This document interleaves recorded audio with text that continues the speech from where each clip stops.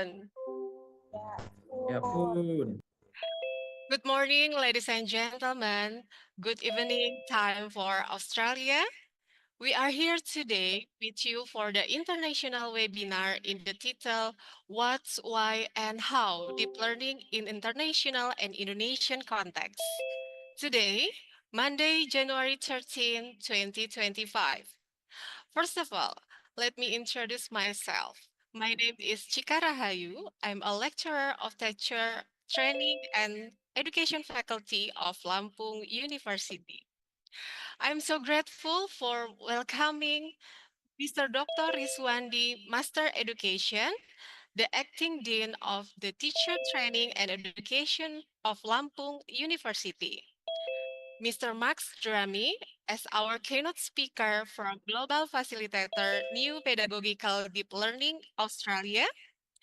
Mr. Yanuar Dwi Prastyo, PhD, keynote speaker from Deep Learning Indonesia and lecturer of Teacher Training and Education Faculty of Lampung University. Welcome, Mr. Max and Mr. Yanuar. We are so happy for having your booth in this event.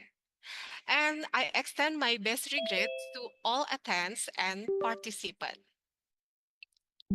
Ladies and gentlemen, please take your position because the agenda is singing the national anthem of Indonesia, Hymne Unila, and Mars Unila.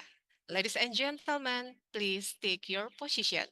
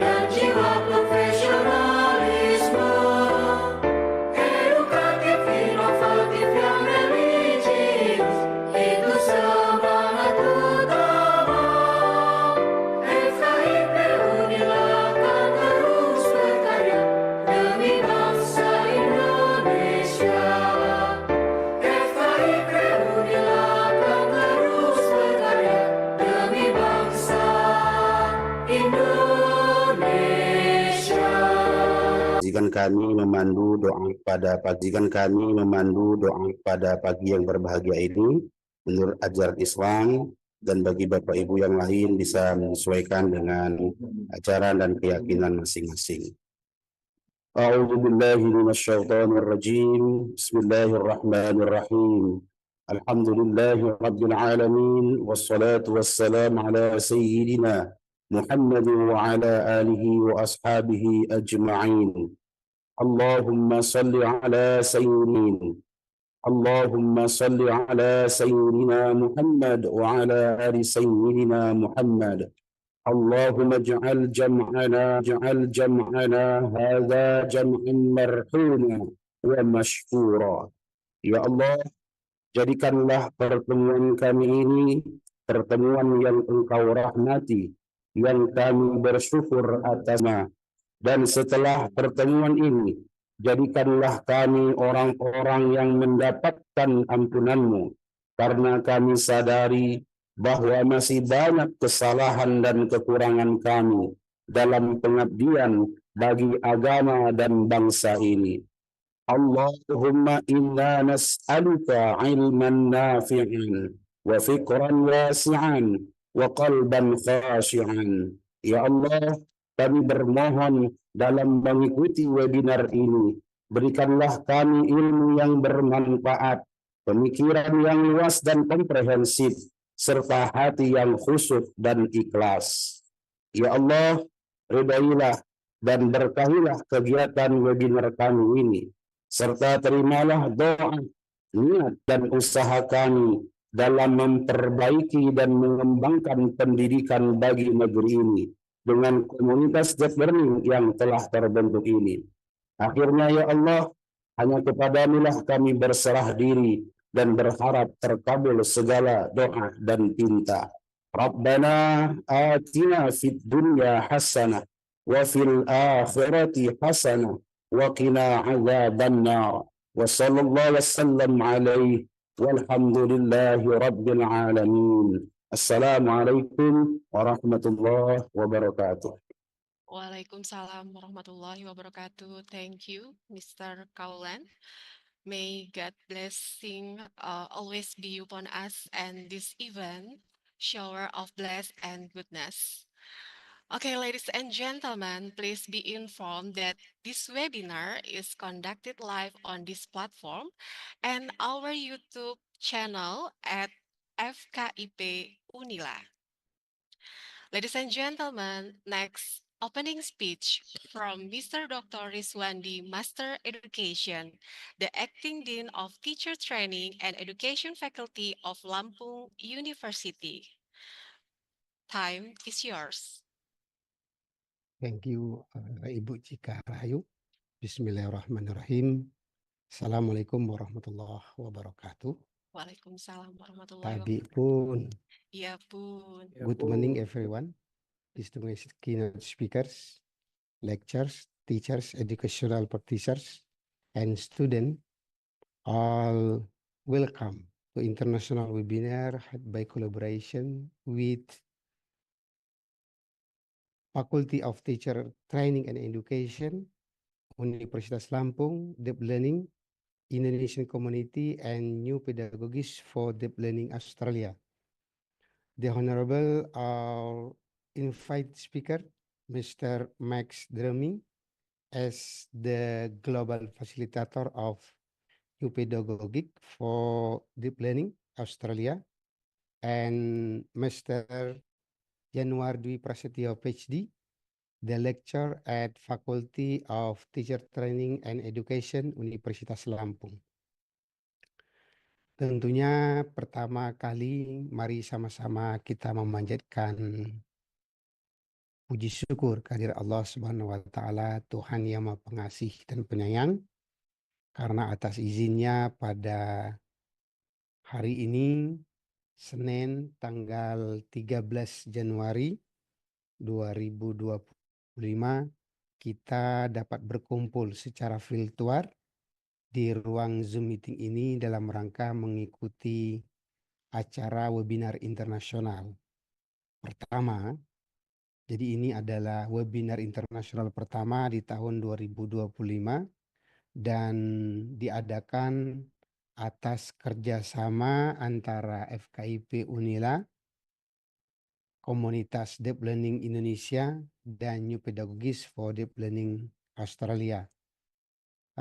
Info terakhir pagi hari ini bahwa partisipan yang mengikuti kegiatan ini baik melalui Zoom meeting maupun melalui link YouTube lebih dari 1.000.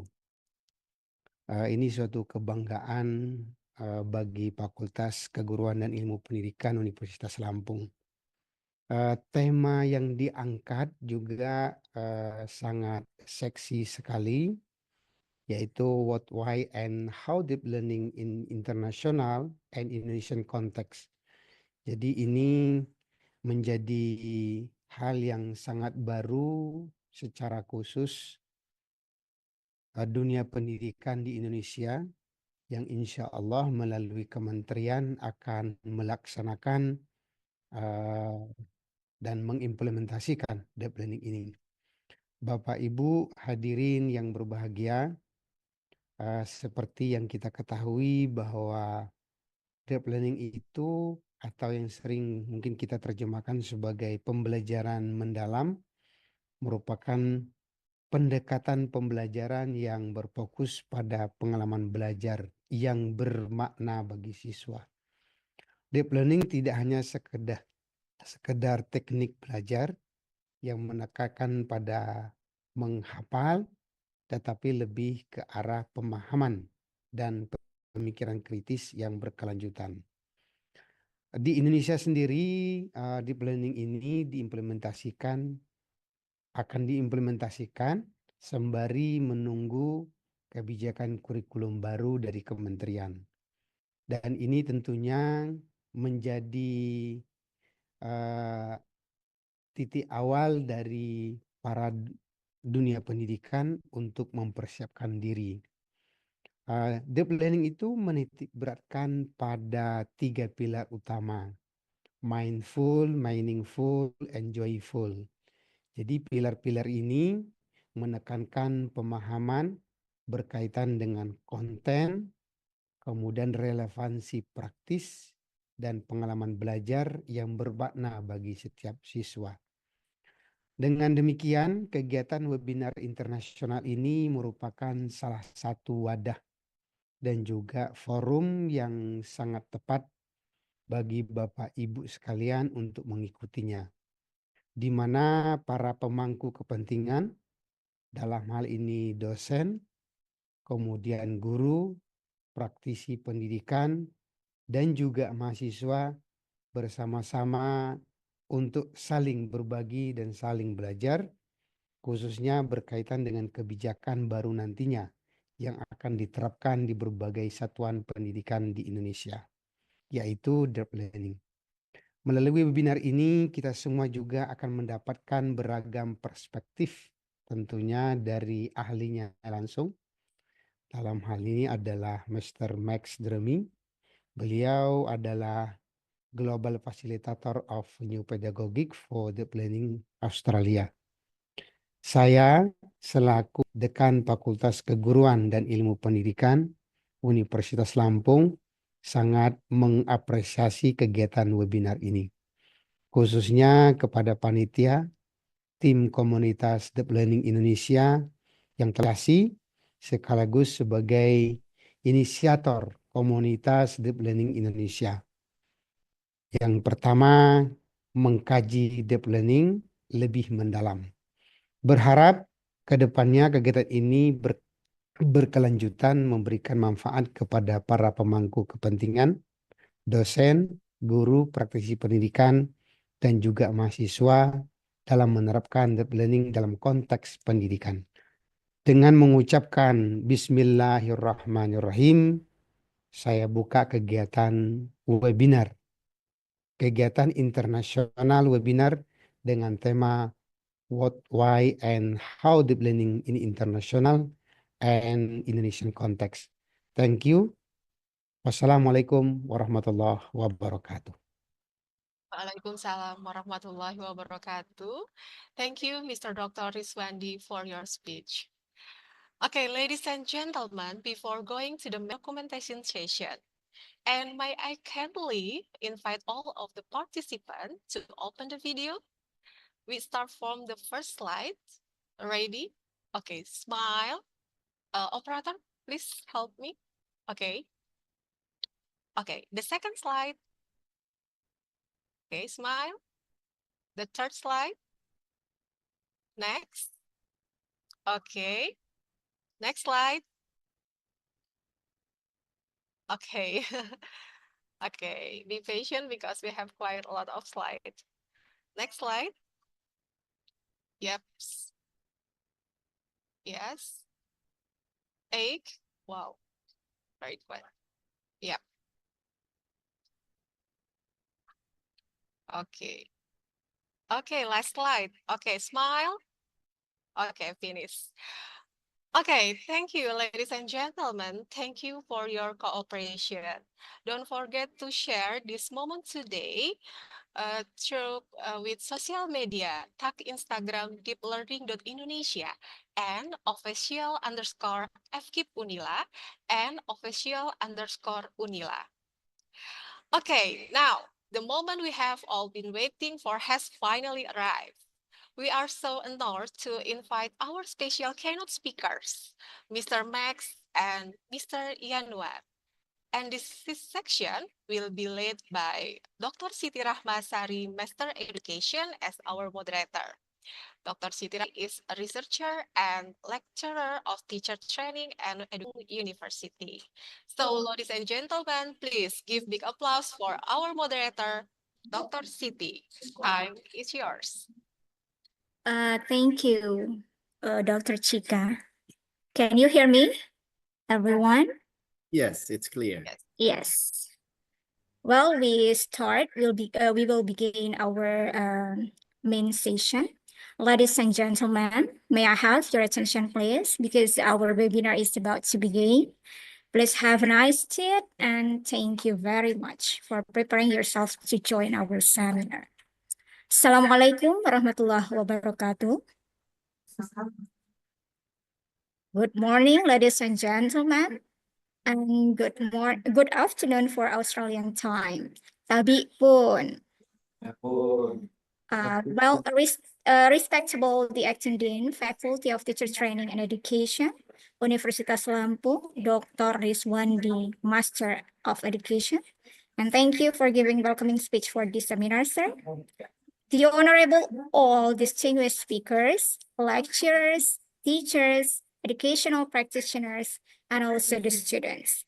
I am Siti Rahma Sari. It gives me a great pleasure to be the moderator for the international webinar with the themes what, why, and how deep learning in international and also in Indonesian context. And everyone, I do believe you are all hearing about deep learning recently. And today's webinar, we will get a closer look into deep learning, including the design, implication, risk, opportunities, and also involve parties in both sides, international and Indonesian contexts. Ladies and gentlemen, first of all, I'd like to read a brief introduction to our two invited speakers. First, Mr. Max Drummy. Mr. Max works as Global Capacity Building Facilitators, new Pedagogies for Deep Learning, or we can short in M.Pd, Australia. He is also a professional learning leader for the Professional Institute, Department of Education, Tasmania, Australia. And I do like one of his best quotes like this. We are looking at the way we teach, the way students learn, and the way leaders lead. It is a movement. That's very nice statement. And also the next, we have Mr. Yanuar with Prastyo, PhD. For right now, he works as a lecturer in English department, Faculty of Teacher Training and Education, Universitas Lampung, And he completed his doctoral degree in Seoul, University of Limerick, Ireland in 2017. His master degree in the English and Foreign Language University, Hyderabad, India in 2012. And his bachelor degree in Sekolah Tinggi Agama Islam Negeri Tulung Agung in 2008. Before the presentation begins, let me tell you how these seminars will run. Firstly, the speakers will present the material about an hour or more. And after that, we will 15 minutes or more for Q&A time. And the session will be continued with an hour presentation by the second speakers. And following that, we will have a question and answer session for approximately 15 or more minutes. And finally, the session will be ended by a conclusion. Ladies and gentlemen, without further ado, now allow me to welcome Mr. Max and team to present the material of new pedagogies for deep learning. Mr. Max, are you? I am, yes. And let me just Yeah, share a screen here. yeah, it's clear. Is I think so. Thank you. Okay, well, everyone, Mr. Max will present his material about new pedagogies for deep learning. And Max, Mr. Max, the turn goes to you. Thank you so much. And wonderful to see the clip of your university, your campus, your areas, to give me a feeling of where I'm coming into virtually. So thank you for that. It is I do many of these briefings, and I always enjoy connecting with others. Let me introduce you to our deep learning global team. Many of you will know Dr. Michael Fullen from Toronto, Ontario in Canada, Joanne Quinn. So Michael and Joanne began this work almost 12 years ago now. My role is to help schools and districts and networks take our thinking and implement that to make it happen in classrooms, across schools and across networks. And on the right of this screen, you can see Bailey Fullen, our program director, the man that keeps the wheels turning and keeps us informed and up to date with all we need to know. A little bit about who we are and where we cover. As I said, we've been working at this for 11 years now. We talk of our work as a knowledge building partnership. We learn from each other. We connect to each other as often as we can. Over those 11 years, we would estimate that we have influenced over 1 million students, 25,000 teachers, and over 3,000 schools. My role is to support most of the areas that you see on this map. I spent 5 years in the United States working across Northern and Southern America, and I returned back to Australia 3 years ago now to support what is a growing network of schools across the Asia Pacific. And it's a privilege to be able to do that. I wanted to share with you some of our fundamental beliefs so that you can get a feel of who we are as a group. So we believe that education is the most powerful force for improving our world.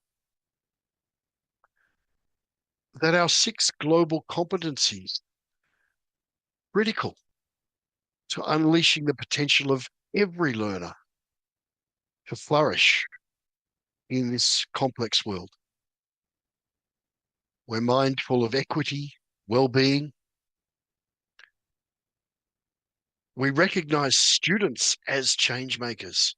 And so student agency, autonomy, voice and choice and leadership is critically important to us. We believe in learning by doing. We approach our work in a positive way, not looking for deficits, but looking to build strengths.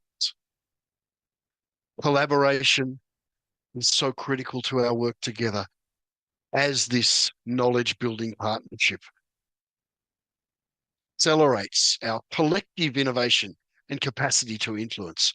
So some of our beliefs here. A little about today. At the end of my session, I will share a link to some documents. One will be a getting started guide. Work with new schools or districts or networks. We generally come together for 2 days, whether that be virtual or face-to-face. And we cover some of those topics that you can see on the right-hand side of the screen. Today, in 90 minutes, we're just going to touch on most of those areas. So this is a taste of the type of thing that we get together and do for 2 full days when we begin our work with new networks. And I'll come back and talk a little bit about that again a little later on.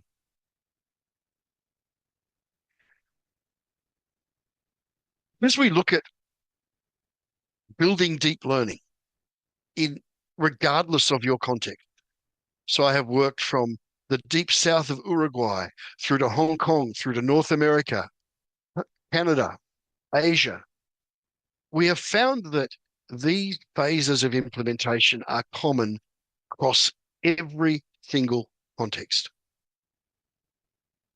Today, we're located in this strategic design phase where we're perhaps thinking about engaging in deep learning, wondering how it might work. What does it look like? Sometimes we spend quite a deal of time having conversations about implementation. And when we're ready, we move to that second phase of clarity, really digging in to find and understand the tools, the processes. That usually lasts about 12 months. We then move into depth where we do the work more often. We engage more people and become more intentional about its leadership. And then beyond that, really start to work on sustainability. How do we make deep learning part of our culture, the way that we do things? Again, I'm going to come back to this diagram several times today, but know that this is a beginning. This is a place where every question is valuable, where everything is up for discussion, be able to build some of the understanding about how we move forward. So really, this is about reimagining learning for us. How might we reimagine learning for 2025? What are some of the things that we've needed to consider as we engaged in this work? What are the skills and attributes that our students need to survive and thrive in this increasingly complex world? How do we address equity and well-being? What did we learn from that phase of remote learning during the COVID-19 paradigm? What did we learn from that? How can we leverage and use technology? These are some of the questions that we've been seeking to answer through our deep learning work for over a decade now. Today, we're going to use a number of video clips. We're going to look at one in just a moment. I'm going to invite you, after we look at these video clips, to take a moment to reflect, to use the chat box, perhaps to just share some thinking. Again, a critical part of this work, and we have over 600 people in this webinar, is sharing and hearing each other's thinking because it helps us build and clarify our own. In the video clips today, I've used some subtitles that I hope are accurate enough to make this a little easier for you. My apologies if there are misspellings or some incorrect grammar there. I've done my best at some short notice, so I hope they are helpful. Here's the question. As you watch this short video clip, what excites you? What ideas come to life? What are the sorts of things that run through your mind? Let's take a look.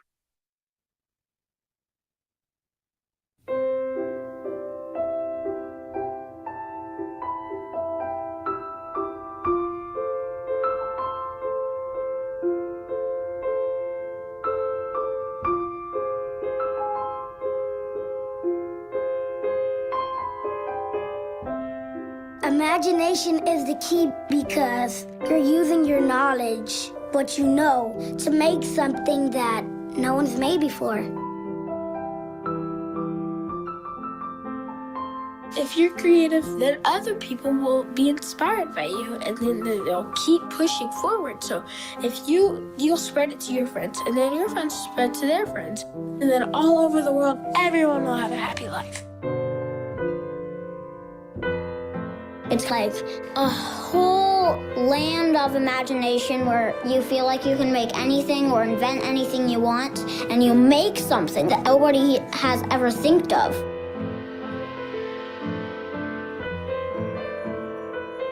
When you grow up, you're going to be a pro. So you better get creative right now so you can remember those things, what you did from the past, carry those things, bring them to the future. You can make anything you want, and you can make that change the world.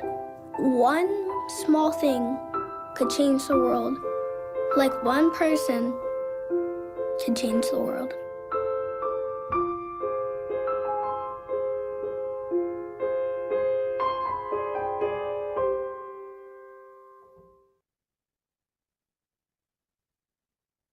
I invite you for a moment. What do you feel? What do you think as you watched and listened to that film clip? Feel free to drop some thought into the chat box.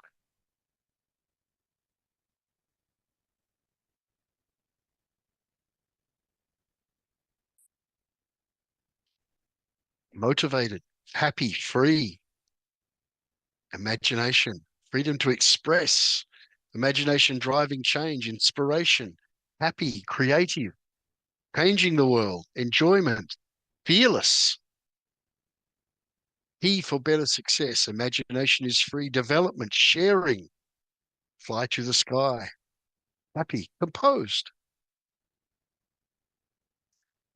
fantasy to transform, excited, innovation, happy. Small changes start from ourselves. How can I foster those skills? Well-being, joy. Thank you. Thank you. So wonderful thoughts there. And they keep coming. Thank you. Exploration of new concepts. Motivated. Yeah. So trying to capture those feelings starts to give us the why behind our deep learning. If we want young people who can thrive in turbulent, complex times,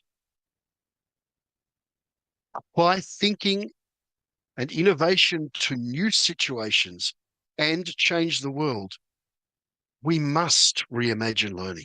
We must reimagine learning.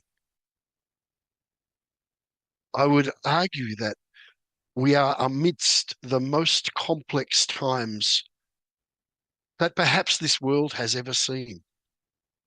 Coming out of the COVID pandemic, the shifts that created for every single one of us globally, the geopolitical times, the advances of technology, highly complex. And so our purpose and our mission, if you like, at Deep Learning is to foster deep learning so that all learners and contribute to the common good, address global challenges, and flourish in a complex world. I want to pick up 2 or 3 words there. The notion of all learners. So our deep learning work is not designed to be a program that you take off the shelf and you give to your underachievers or your high achievers or any other subgroup. This work is designed for and work for every single student. It's about empowering them to be more than just themselves, to be able to contribute back to the world and not just survive, but to flourish in that world. So what we do in the chat, once again, as you watch this video clip, what makes it deep learning? What are some of the things that are changing for students? And what are some of the things that are changing for teachers? Let's get on our Dreamliner. Let's all magically transport across to Michigan, United States, and let's see some elementary school students talking about a project around deep learning that they've been involved in. Let's take a look. We feel glorious, glorious. We can make a difference. We know Project Root is the. We started with a question, and the question was, how can we help those who have little to no access to healthy foods? The marketing and fundraising team went together and they figured out the name Project Root. R stands for reaching others. The first O stands for opportunities. Second O stands for organic foods. The fourth letter T stands for together. So we decided to go as a partnership for our 1st grade and 5th grade buddies. I learned so many things through math, science, social studies, writing, reading, all the subjects. So many people are hungry, and actually 48.8 million people are in hunger. We really just thought, well, if we make a school garden, then we could donate those foods. But then we thought, we obviously can't take care of a garden when like Mother Nature is giving snow. So we thought making a greenhouse is the best option to help the world. The food, well, once they're ready and right, we'll give it to charities. Such as food drives, Forgotten Harvest, UNICEF. We still have the question of how do we raise money. We need experts to help us. So that's why we call them master gardeners. So we thought if we kind of lock arms together with other businesses that are garden businesses, then that would kind of help us make the best greenhouse for all the kids to learn. We feel glorious, glorious. We can make a difference. We can make a difference. No matter how young or how old you are, you can still make an impact to the world.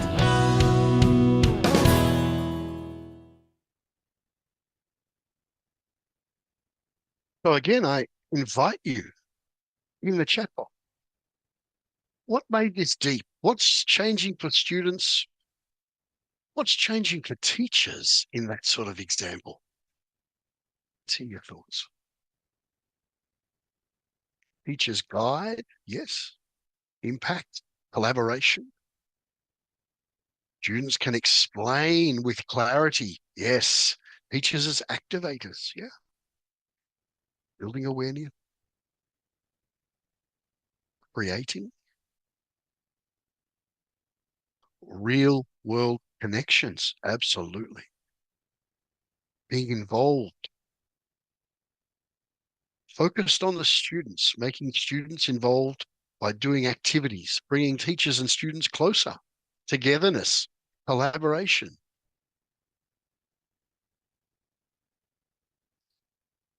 Beyond classroom, building empathy, creating students with critical and complex issues, doing something about it. Wonderful. Engagement, yeah. Not curriculum oriented, but you'll notice the young student said, I learnt so much in math and English and Korea. She named the subjects. So there's curriculum in there. Empathy, connecting to reality. Yeah. Wonderful. Thank you again. Contextual. Yeah. Thank you for those observations. Wonderful, wonderful. So we talk about our 6 global competencies, and someone mentioned the 4 C's in the text chat there. Here are our 6 global competencies. And deep learning is the process of developing one or more of these competencies. So if I go into a school and I see students actively developing character, then I know that deep learning is happening. I'm guessing that probably 4 of these, collaboration, communication, creativity, and critical thinking, you'd be well familiar with because they have been on every list of 21st century skills for probably 35 years. When we were building our list of competencies, we looked at those and we knew that they were still powerful and relevant for today. But we added 2 of our own in the top left there. We added character, which is that inward-facing competency. Learning how to learn about grit, tenacity, perseverance, resilience, growth mindset, empathy, compassion. So really inward-facing about your own self. And then we wanted to also add citizenship, the outward-facing perspective. We were interested in others, in equity, well-being, compassion, about understanding diverse values and views, having that global perspective. And so these 6 are our global competencies. You'll notice that each is broken down into 3 or 4 different subdimensions. And that's really an important part of the shared language that we are building. Because if I went around a room of 30 people and said, describe to me what collaboration is, I would get 30 different answers. There would be some similarities. But this global partnership needs to have shared understanding and definitions of each of these competencies.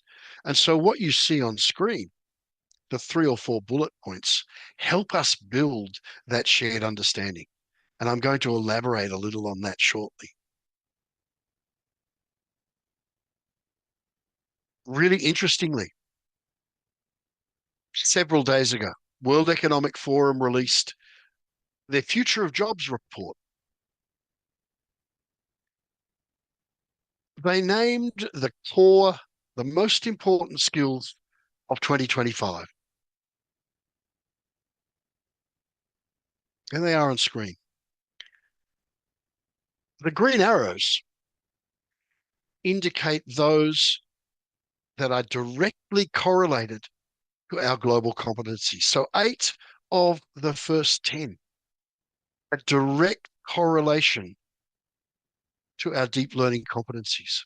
And so if you are helping students develop those competencies, you are putting them in a great place in terms of the skills that are needed in our workforce. And in fact, the report talks about skills on the rise to 2030. I did the same thing. 1, 2, 3, 6, 7, 8, 9, 10, 12 out of those 20 or 25 are directly incorporated in our deep learning. And so for me, there is no doubt that deep learning is helping build those powerful learners and employees and leaders of tomorrow. So I'm going to ask you a question. This is a difficult question. Which of the global competencies is the most important? I'm going to put on screen in just a moment a QR code, and it'll take you out to a website. I invite you onto this website. The simple question is, which is the most important global competency? You're able to enter which one you believe, and we'll take just a few minutes, and I'm going to track, and I'll put it up on screen. I'm going to track the responses to this question. Which of the global competencies is the most important? Perhaps scan that URL, drop the website in, and share your responses.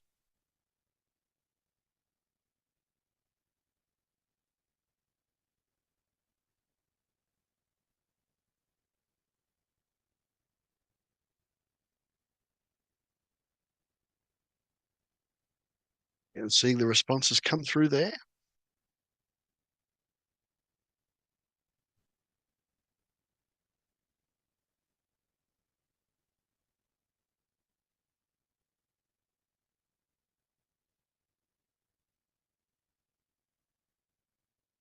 If you're on the website, you'll notice that the responses with greater numbers, the font enlarges. They get larger. Give it a couple more minutes.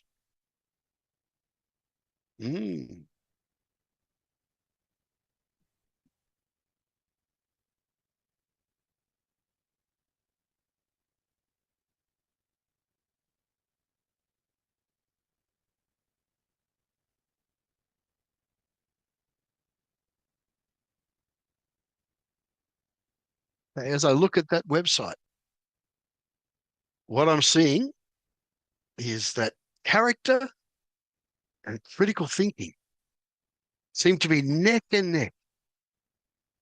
I'll take a copy of the website at the end of the webinar, and we'll get a final decision there. But why might we see character?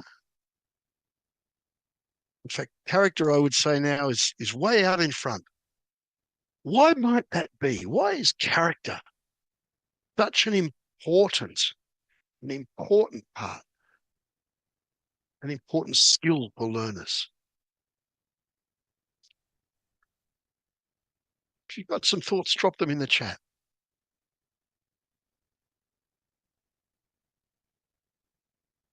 Okay. Let me share something with you. Over the last 6 years, Joanne Quinn and I have used this particular survey hundreds of times in every different location you could think of across the globe. And in almost every single occasion, character has emerged as the most important skill, regardless of country, nationality, of language. Character has come out as the most important skill. I had someone describe that to me one day, and I can't remember. I wish I could remember the person's name, but he said, Max, character is the gateway to the other 5. If we don't have character and reflection, we won't be able to effectively engage with the others. And I thought that was very powerful. Still more responses coming in there, certainly in the chat and on that website. Thank you for those responses, certainly indicating the strength and the power of character. And so one of the things that we do see in our work, when teachers design learning to help students build these global competencies, We don't say to them, what you need to do is go out and focus on all 6 all at once. Too difficult, too difficult. Rather, we'll say, choose 1 or 2 of these competencies and focus on developing those. When teachers choose character or citizenship or creativity, the other 3, collaboration, critical thinking, and communication, are spark. So we talk about character, citizenship, and creativity as the catalytic Cs. They light the fire for learners to engage with the other competencies.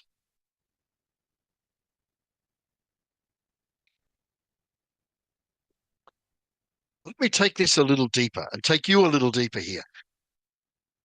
Excuse me. When I had the 6 global competencies on screen and I talked about a common language, we knew that those bullet points were helpful in building that common language, but would not be enough. And so we created what we called deep learning progressions. They're descriptions of what students' knowledge and skills look like as they develop the competencies. Let me share one with you. This is the collaboration deep learning progression. You can see that at the top, I'm going to try and use a laser pointer at the top here. We have that definition that combines the 3 or 4 bullet points in the previous slide. What we've done is break each of the competencies down into 4 or 5 different dimensions. So here you can see working interdependently as a team and interpersonal and team-related skills. And then we've broken those dimensions down into 5 different levels, from limited through to proficient, with a little arrow there so we don't stop at the end of proficient, we keep learning.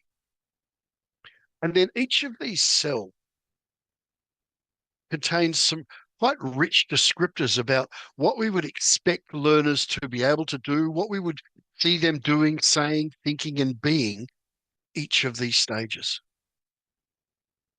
So these progressions, they allow us to do a number of things.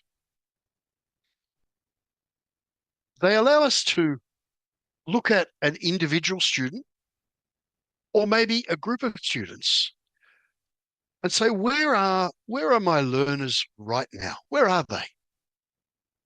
So to give you an example, I might look at my class and say, okay, I can see that my learners can do this. They're doing a little bit of this. They're doing some of these things and they're doing some of these things. Very, very rare that it would all fall neatly down one column. It doesn't happen. Learning is not like that. But that gives me benchmark and understanding of where my students are. That then allows me as a teacher to design deep learning to move them from where they are towards proficiency. And so I'll design my deep learning with my students in mind.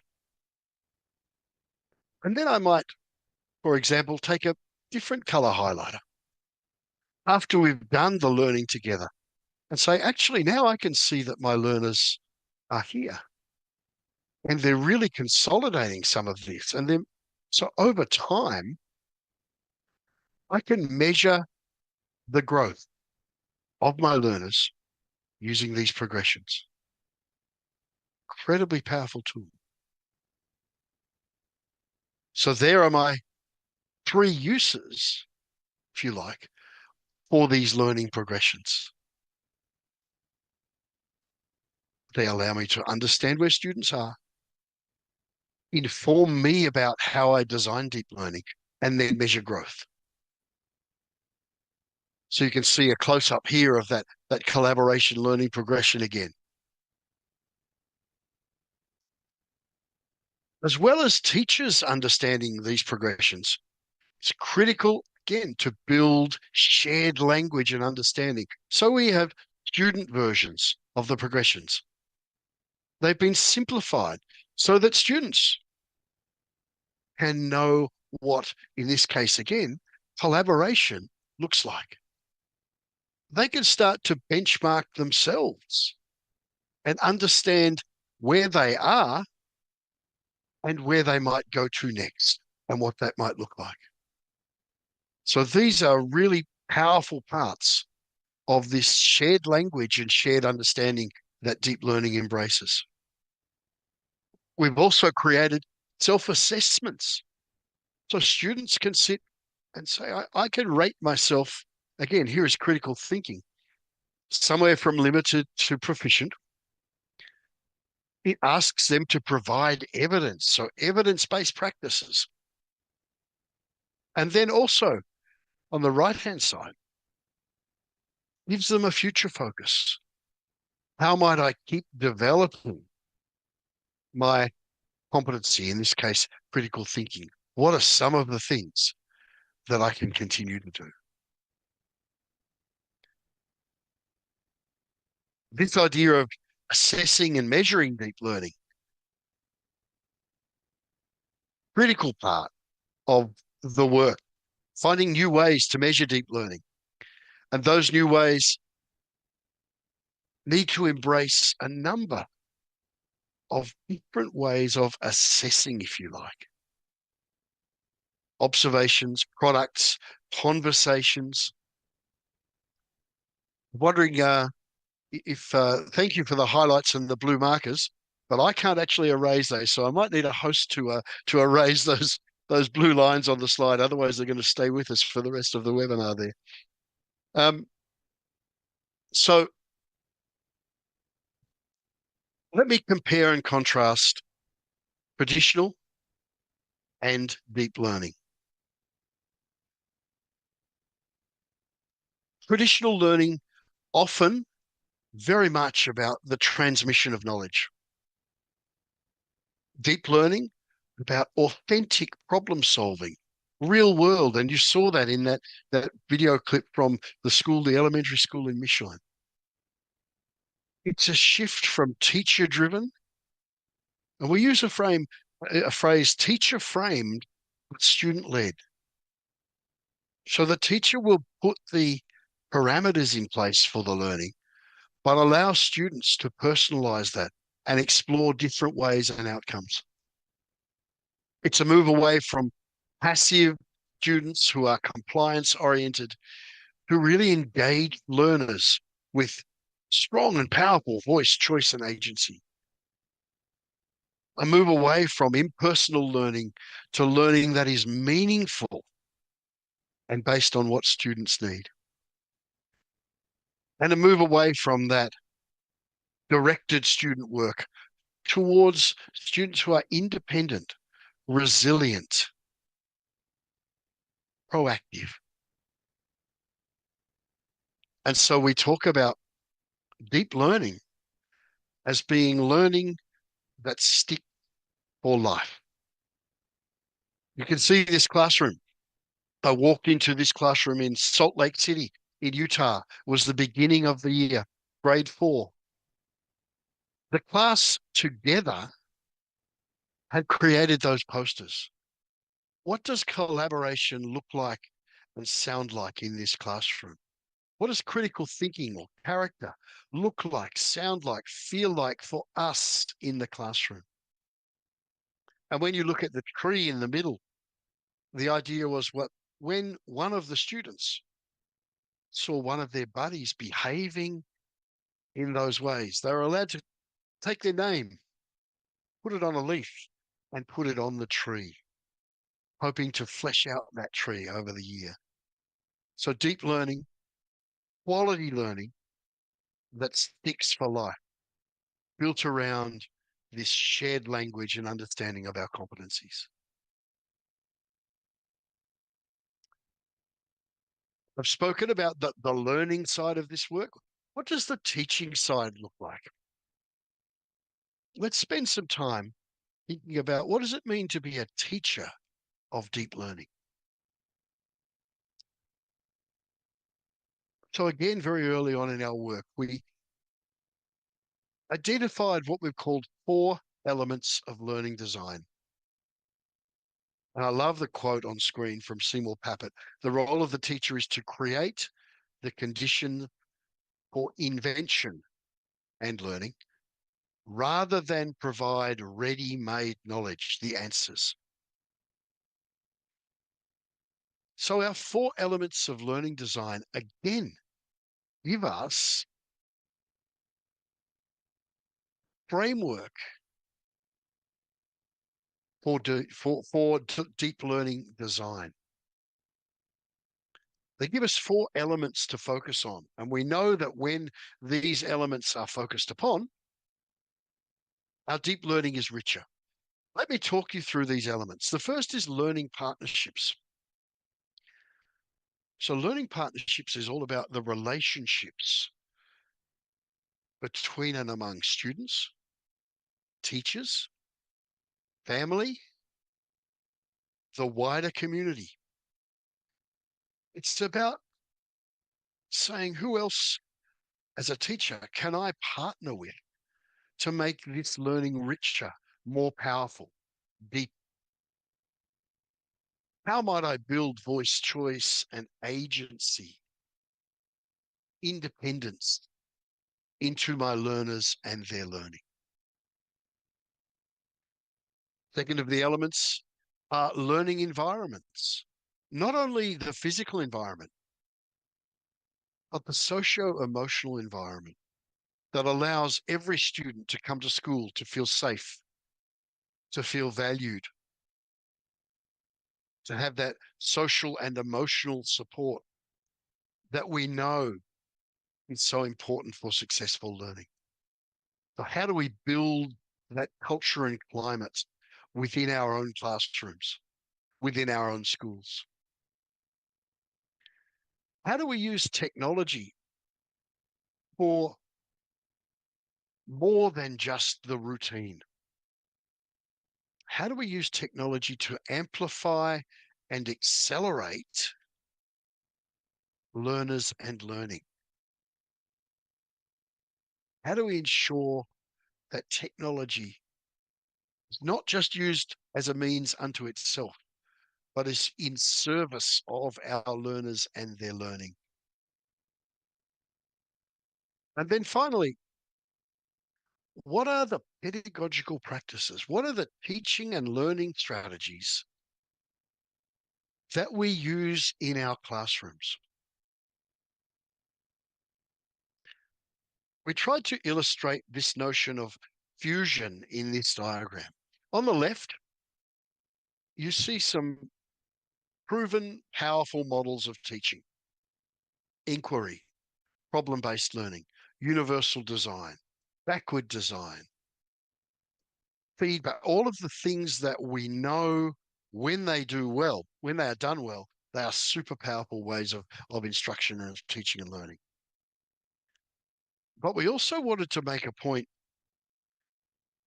given the evolution of our thinking, and particularly of technology, what other practices are emerging that we might take a look at to augment what we currently do? Bear in mind, this diagram was created in 2019. And so some of the strategies on the right are perhaps not quite as emergent as they were then. The point is, how might learning code design, computational thinking, gamification, virtual tours, augmented and mixed reality, how might, as teachers, we use those strategies to meet the needs of our learners today? And so we talk about here a fusion of proven strategies, but also that willingness to be able to go outside the box and experiment with particularly new strategies that meet the needs of learners who are very different to the way learners were 10 years ago. Take a look at, this is a very short video clip. It's about an AP statistics class, so Year 12, advanced placement statistics in a class in a school in New York City. Many teachers will say to me, Max, I wouldn't expect to see deep learning in Year 12 math. So, okay, you might not.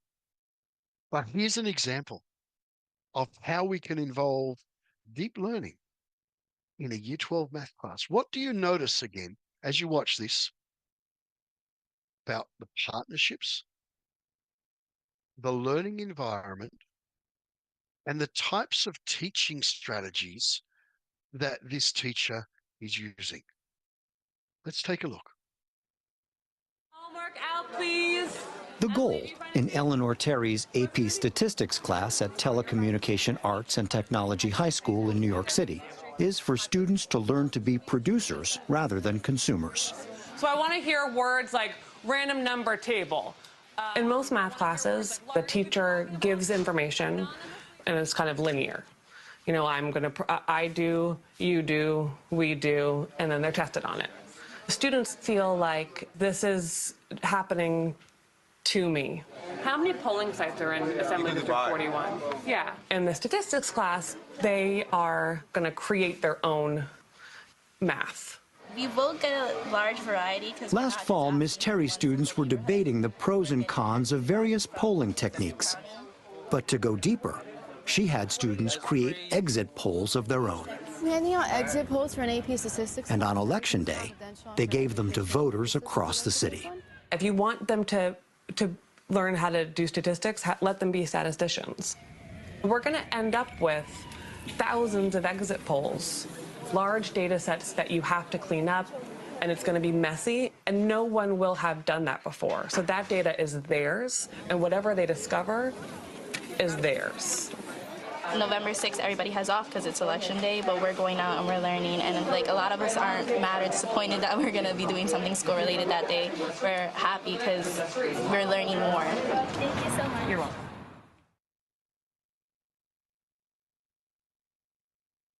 So again, the question, feel free to use the chat. What did you notice?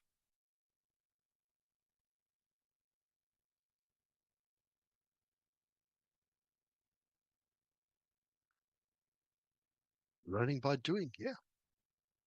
Action, real world.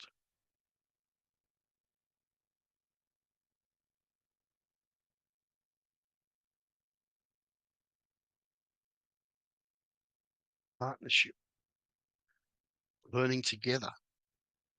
Critical thinking, yeah. Investigation. From theory to practice, project learning, yeah, yeah.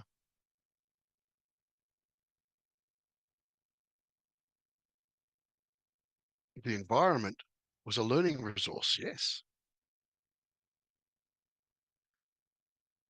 The teacher was very open about the strategies that she was using, learning to doing by being an expert. Let the students be experts. Let them be statisticians. Yeah. Teacher as facilitator, contextual. There was collaboration and communication, yeah. So once again, those global competencies, very evident because of the engagement, context, the environment that was created purposefully by the teacher. Yeah. See it flowing through the chat there. Collaboration, critical thinking. Yeah. Teamwork. Again, we're naming up parts of every global competency here.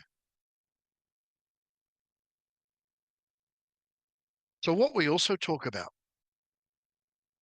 is a new role for teachers. Some of you have used this language already today. Teacher as an activator. teacher who knows their class very well, who can establish challenging goals and success criteria for everybody. Someone who uses different teaching strategies, pedagogical practices to meet the needs and the feedback to their learners, to help their learners grow to the next level. The teacher as a culture builder. So how does the teacher create that culture where trust is paramount so that students will take risk and innovate and be creativity and feel safe doing it? How might we co-design learning with students? How do we support resilience, perseverance, self-cognition, autonomy? And then finally, the student as a collaborator, the teacher rather, as a collaborator, connecting to students, families, the broader community. How do we as teachers collaborate with our colleagues who build and share our knowledge together?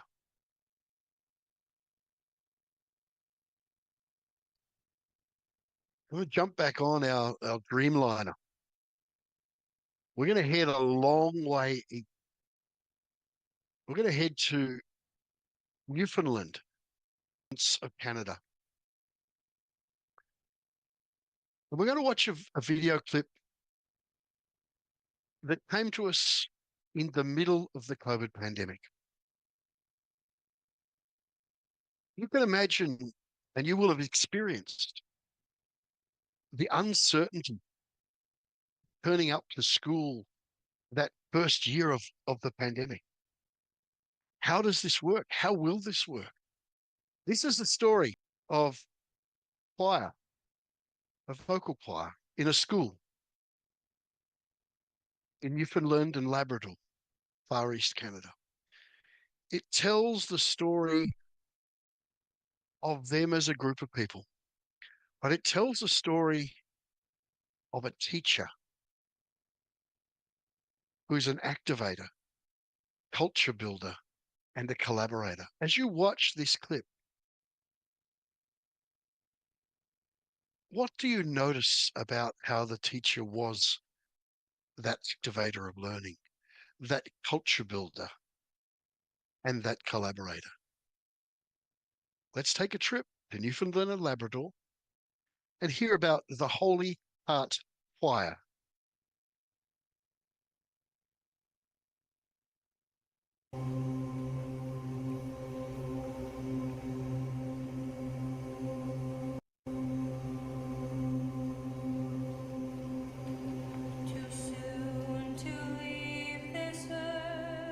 This music video,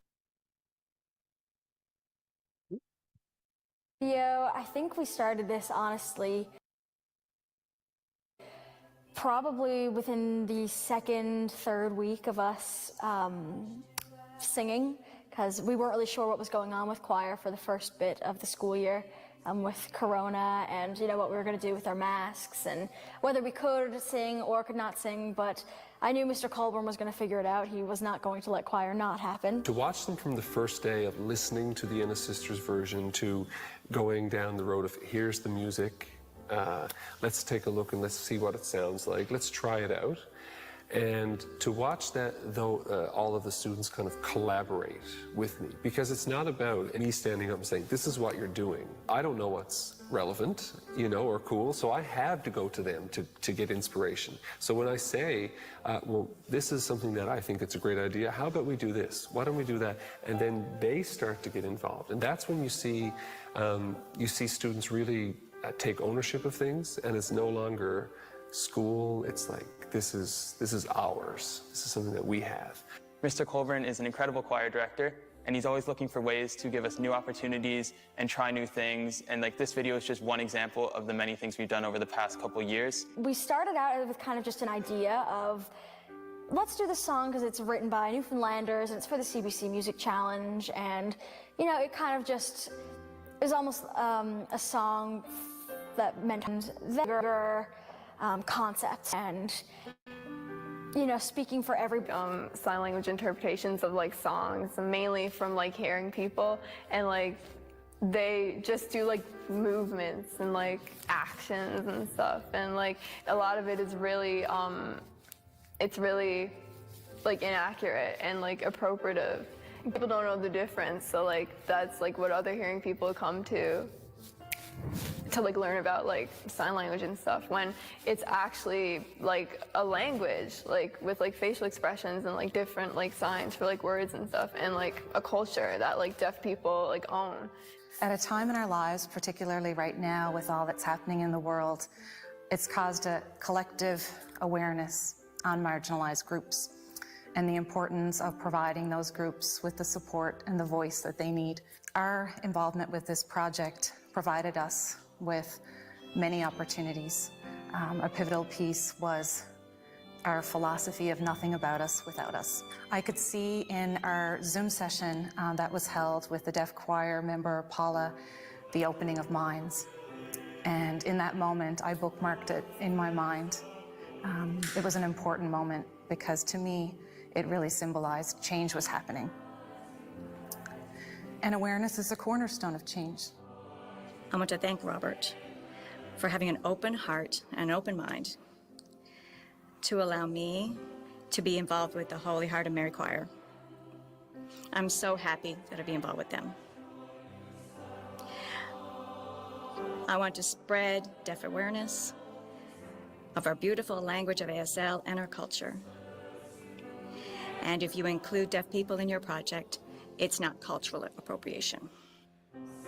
The more things that as a school we can offer these students while they're here, the more things they leave here with, and the more opportunities that they can continue to bring to other people.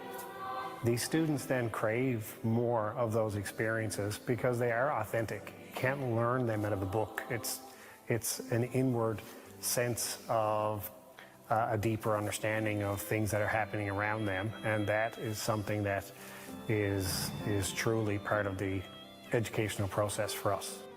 It meant something to the deaf community. Every little movement, it mattered. We had to edit it a few times, you know, change what we were doing because we realized it was wrong. And so it was all a learning experience for everybody, including Mr. Colburn, and I'm really grateful for it. I have to say, it's not something I'll ever forget.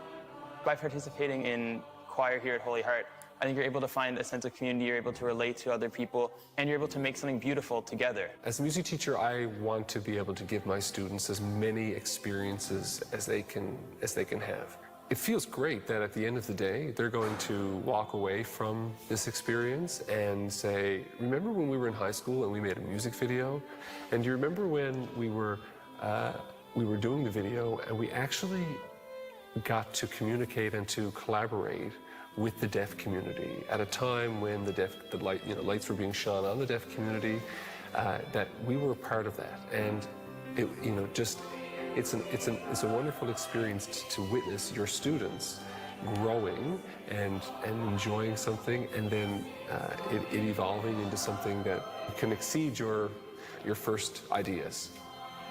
The world has changed. The world is about critical thinking. Can you adapt to the situation you're presented with without knowing what situation you're going to be encountering? And that is a core competency of deep learning, is the critical thinking piece. So thinking bigger, thinking inclusionary, thinking collaboration, it's very important, and they're skills that will take you anywhere, no matter what the situation you encounter when you leave high school.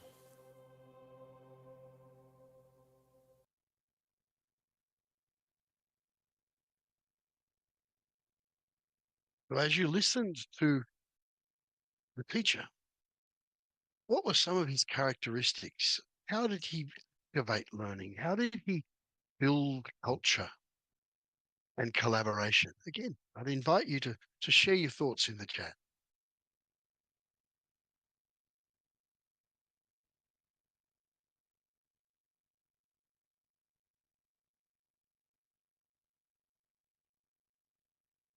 teacher capacity to motivate and engage through teacher.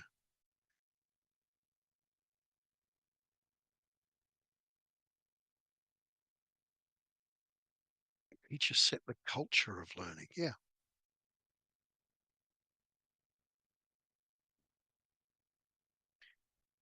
Consultative. Listen to the students. Allowed students to take ownership. Yeah. Yeah. And sometimes that's very difficult. No one left behind, facilitating. Authentic, again, agency. Yeah. Intentional too. It was highly intentional. And so we come then to this idea of designing deep learning. How might we design deep learning? Important quote on your screen there. There is no one way to do this. There is no one way to design deep learning. We have built a whole raft of resources that will help teachers design deep learning for their contexts. And we have identified some areas that are critical to focus on. Let me talk you through those. This is our learning design planning template. It's a performer that we have to help guide teachers design deep learning, not to replace the templates that schools and teachers currently have, but to sit alongside and help with the design of deep learning. We'll zoom in a little here.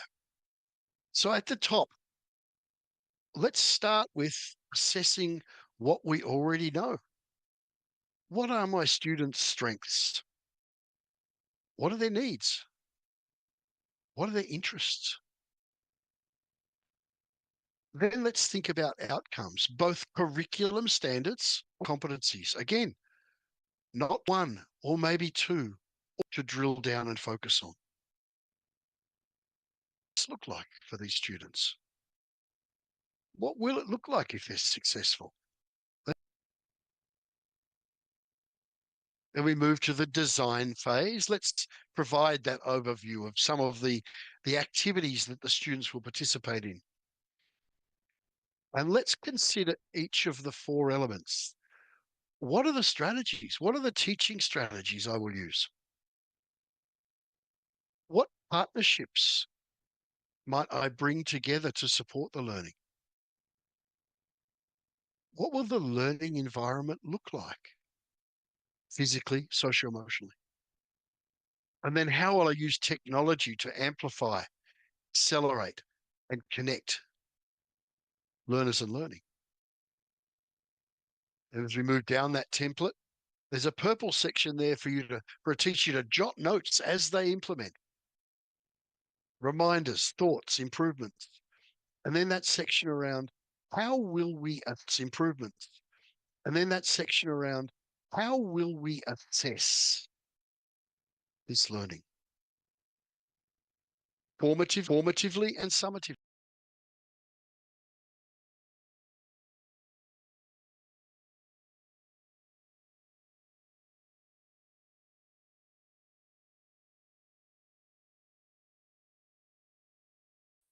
Actually happen. And then reflecting on that learning design. What might I change for next time? What worked well? What could I improve? So that's our learning design template. We also provide teachers with cues and prompts around each of those four elements. So things to look for, helping us again to build that common language, to take the mystery out of learning design. Very much based on Grant Wiggins and McTighe. You may be familiar with their understanding by design framework. Let's start with the end in mind, understand what that success looks like, and then continue with our planning. And so on the left, the cues and prompts help teachers to think about those 4 elements and the way that they design to include those in their learning. We have a rubric that allows teachers again to evaluate how powerfully they've incorporated each of the 4 elements. So you can see learning partnerships, learning environments, descriptors from limited to advanced, and some of the characteristics of each of those elements. Again, for pedagogical practices and leveraging digital. And so teachers may look at their design and then reference this rubric and say, okay, I can see that perhaps I'm doing some of these things, a couple of these things, and maybe a little of this. But if I focused here, I might shift the strength of my design from limited towards advanced. So again, these reflective tools, highly purposeful in implementing, accelerating, and designing deep learning.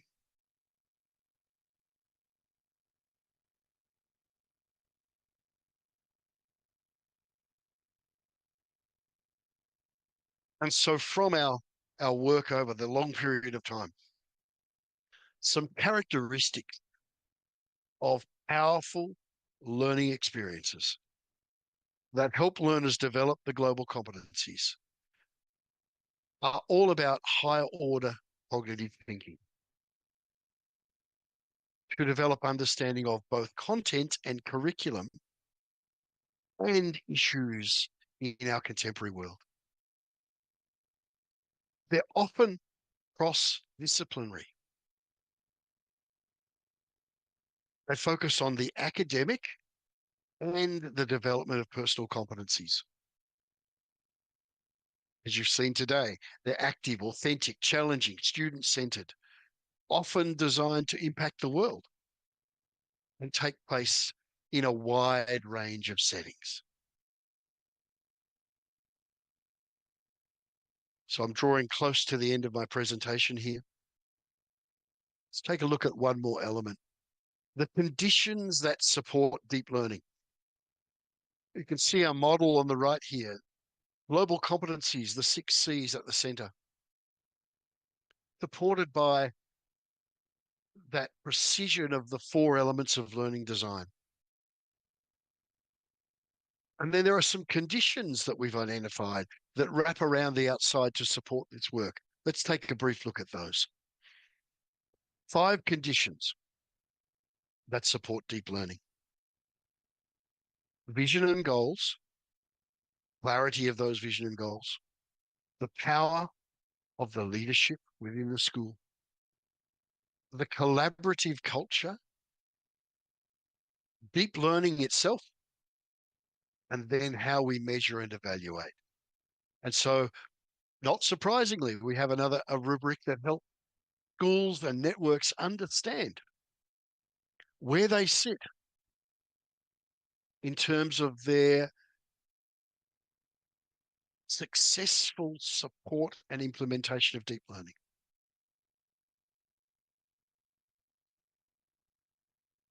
You can see again, if we look at vision and goals, we might look at ourselves and say there are really no plans in place here to support deep learning. The other end of that scale is a well-articulated strategy with focused goals owned by all members of the community and used to drive decision-making. Schools take this rubric and they position themselves somewhere on the rubric.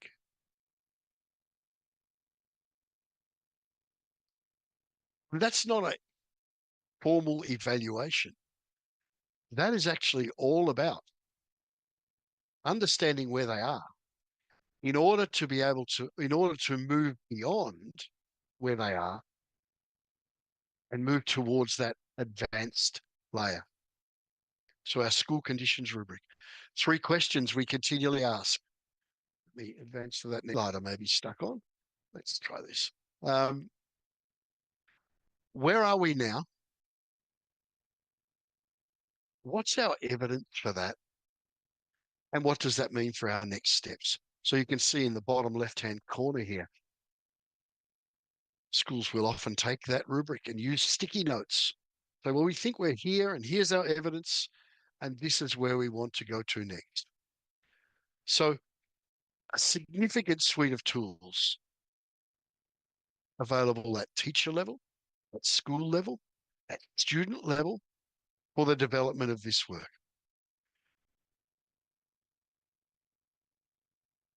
Where to next? Let me go back to my phases of implementation here. Today, all about that strategic design.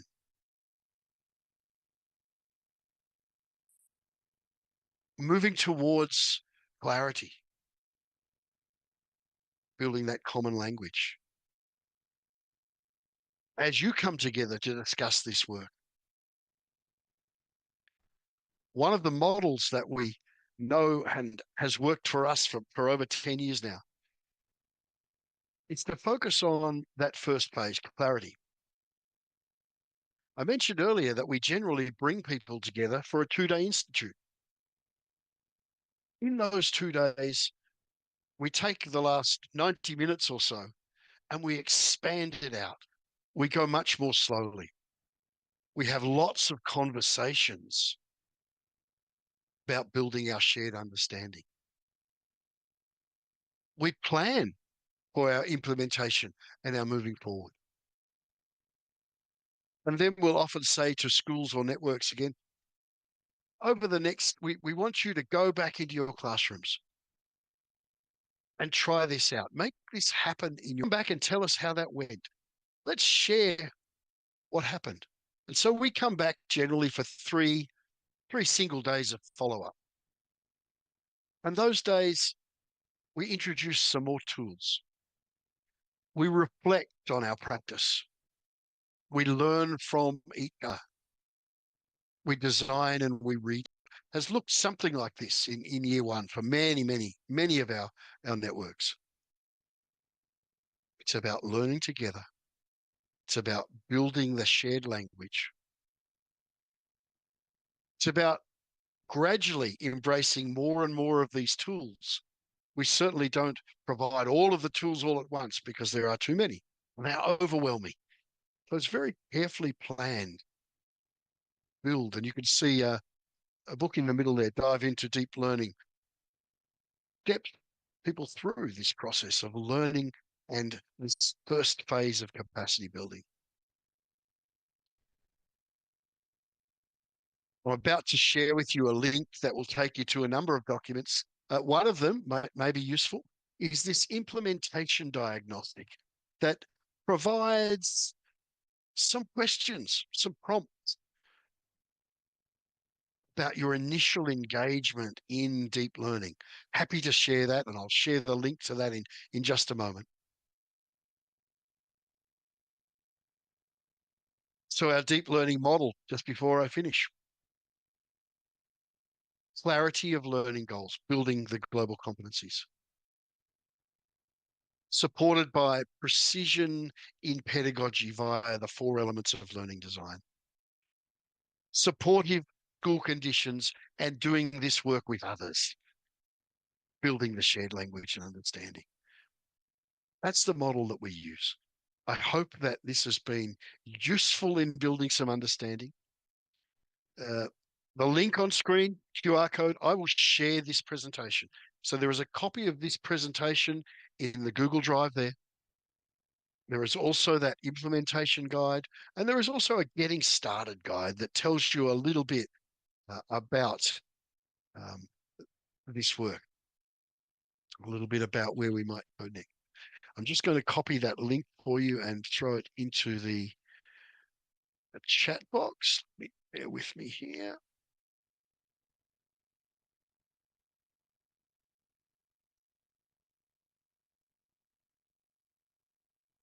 So in the chat box is the link to the Google Drive. And I would love now just to take some questions. have some conversations if there are questions. Very, very happy. There were some wonderful questions in the chat box that I hope somebody might have recorded. I think I snapshotted a couple.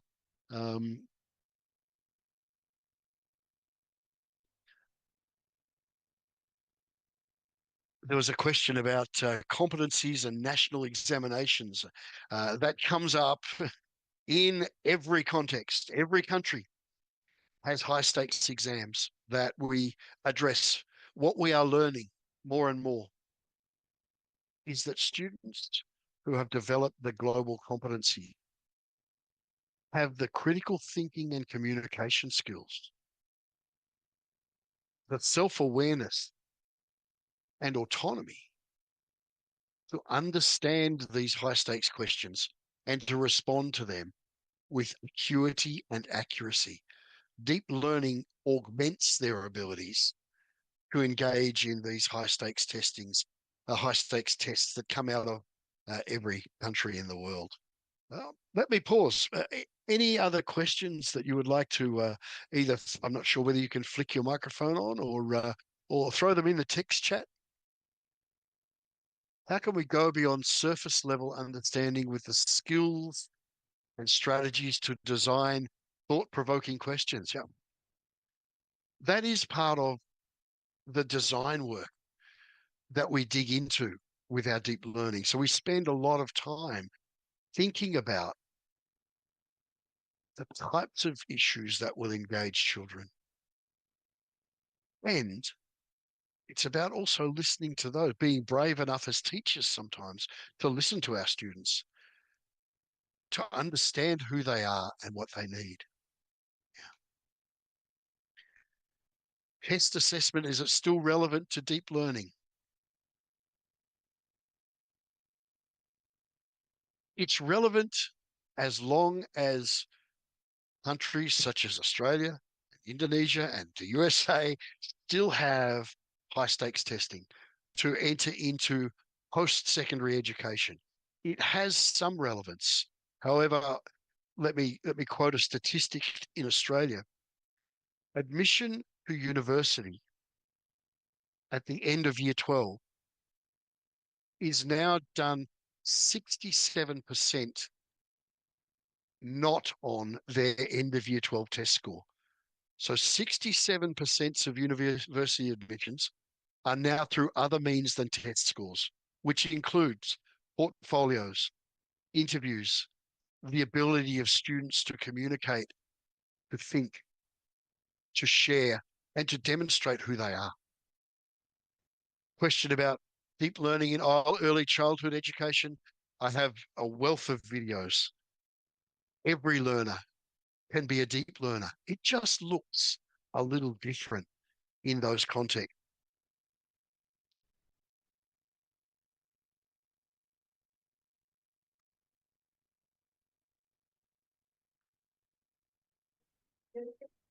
Well, Mr. Max, we open for the question from the audience. Yep. Yep.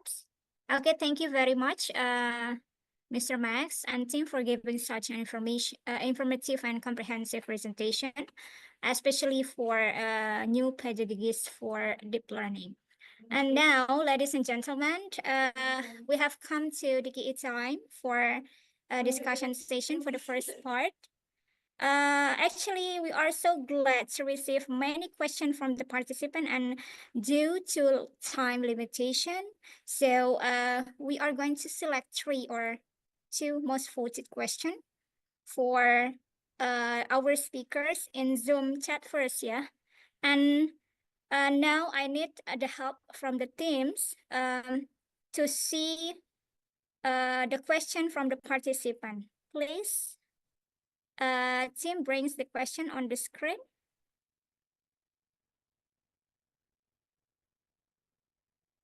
Okay. And I'm hoping that you can save the text chat. If you forward that to me, I will try and answer most of the questions that have been posed there. I'll do some written answers for them in the next few days. Yes, we can do that. Yes. Actually, now you can see on the screen, Mr. Max. Actually, we have four selected question. Here, the first from Nuriani.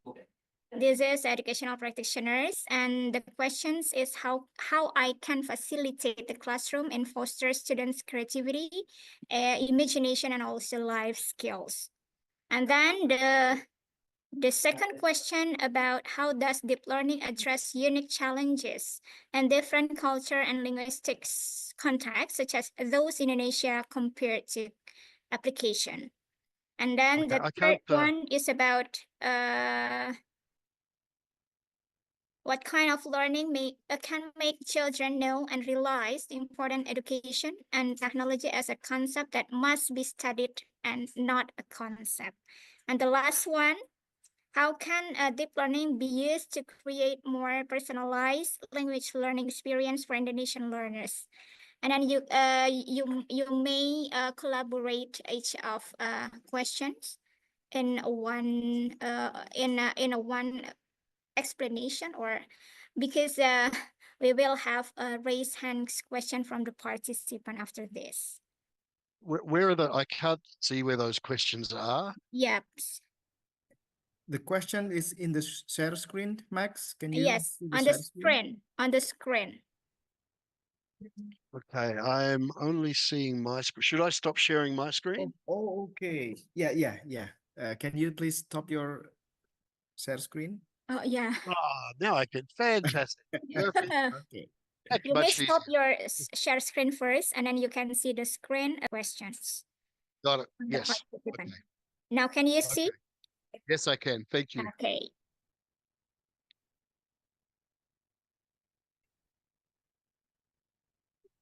Actually, we have four questions here from So I Zoom guess chat. Yeah. I guess the first and the fourth are a little similar. Mm-hmm. What is it? What at the core of those two questions is knowing and understanding who our students are, knowing what they need, what they enjoy, what engages them. If students are engaged, then their creativity and imagination will flourish. And we as teachers and activators can help build their life skills if we focus on things like character and citizenship, directly related to life skills. In the same way, when you're asking about a more personalized language experience, we need to create that learning experience with authenticity. If it's not connected to who learners are and what they need, then it will remain less relevant. Students will see this as something else that the teacher is making me do, not something that I need. And so I guess the second question there about unique challenges in culture and linguistic content. So over our 20 countries, many of our resources have been translated so that they are appropriate. A unique example in Uruguay with their version of Spanish that they use, they said to me, Max, some of the documents don't make any sense if we do a literal translation. So I said, please make those documents make sense. Take them. And so we have translations into Dutch, into Spanish, into Portuguese. We have a number of different translations available. It has to make sense in every country's context, And then the question around technology. Technology now is so ubiquitous. It is everywhere. So it's not whilst there are some specialist technology applications and areas, it's all about being conscious of using technology to amplify learning, to make learning more efficient, more effective, to make learning connected and collaborative, to be able to reach out to others in different contexts and understand their worlds. There is a key use of technology that we can become global citizens so much more easily now than we could even 10 years ago because of the way the Zoom technology, because of the way we can connect and communicate, Banyak loh ya Reza, pilih yang mana? build empathy. It's a significant utilization of technology in our service, not us being in the service of technology. I hope those answers may have helped.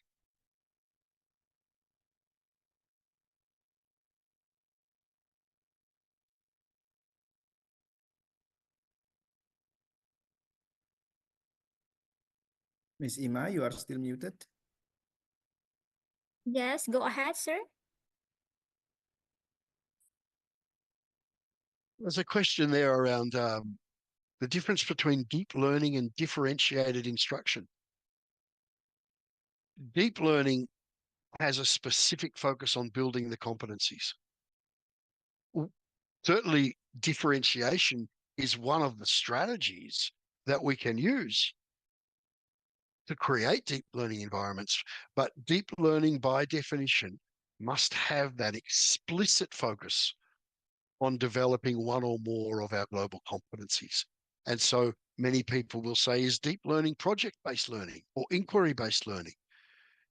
And we would say it can be, but we can also have project-based learning, inquiry-based learning that is not deep learning, not embracing and focusing on the differentiator between our deep learning model and many of the other models that are out there that are still very good and good ways of learning, are strategies and practices that we can embrace.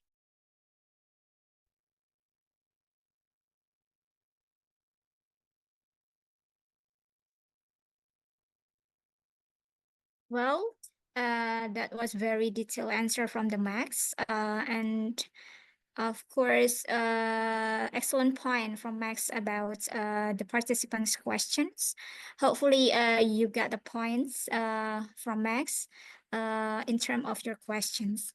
Now, we open for a raised hand. Okay, for Pak Erwin Junaid.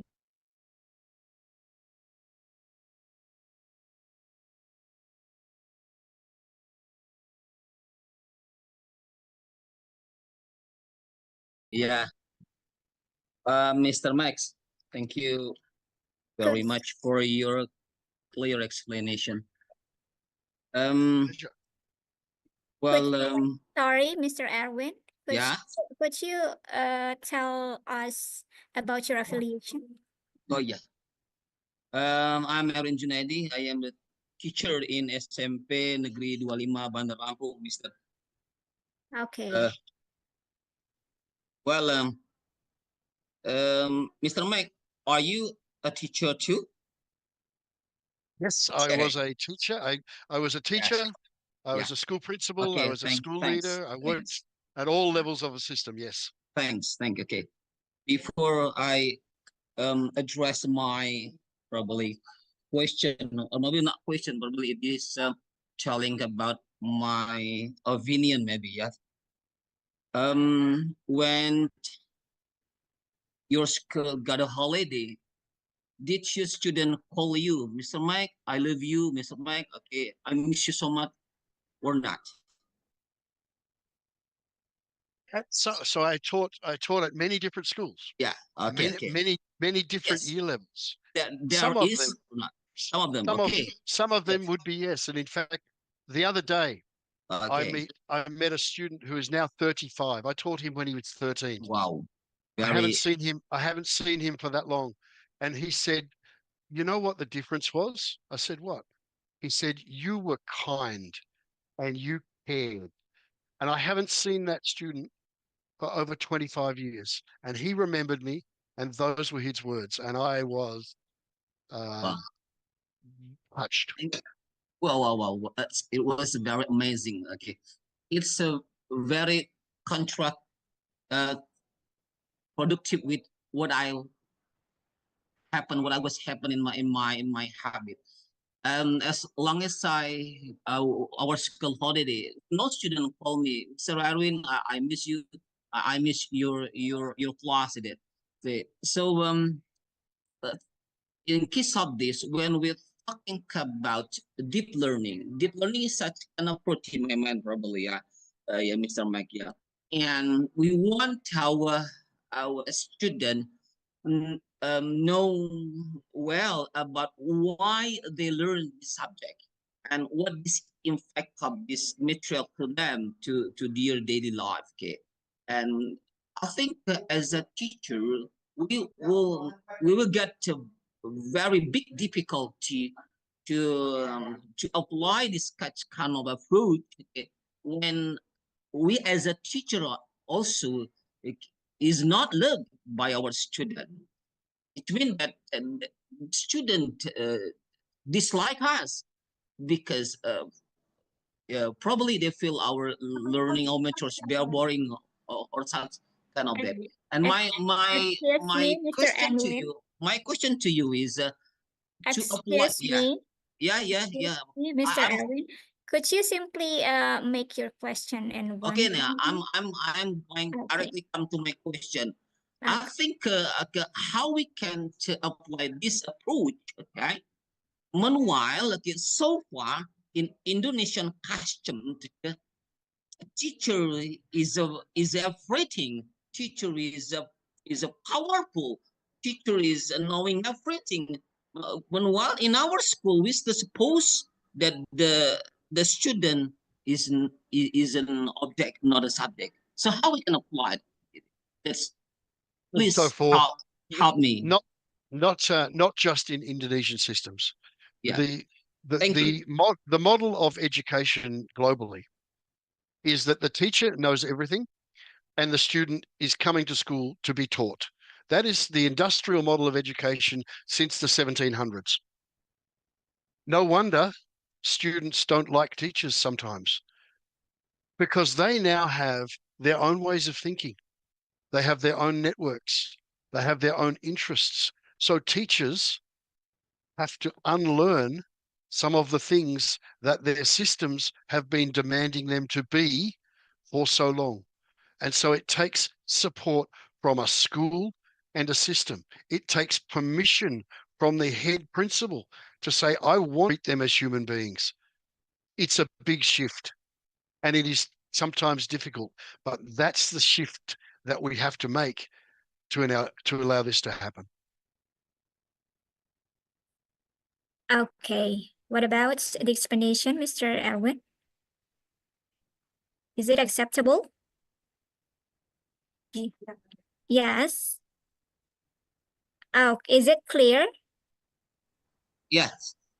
Yeah, very clear. Thank you very much. Yes, thanks. Yeah, thank you very much, Mr. Erwin, for the question.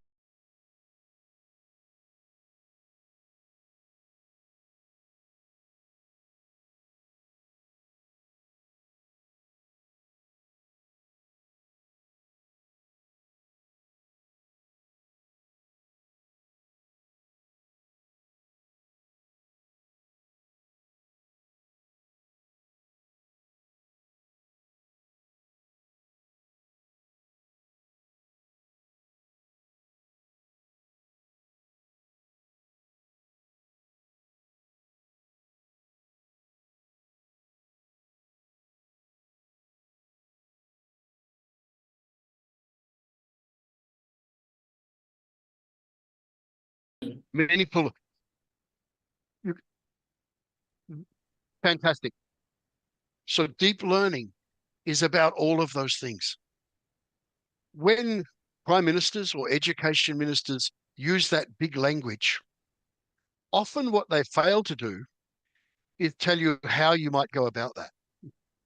None of us would argue with meaningful learning, joyful learning, mindful learning. deep learning and our model of deep learning gives us a way to make that happen. Gives us a way to ensure that it will happen, rather than just be some language on a nice poster somewhere. Yeah. So I would those three, and I would say our deep learning model is the way to make that happen.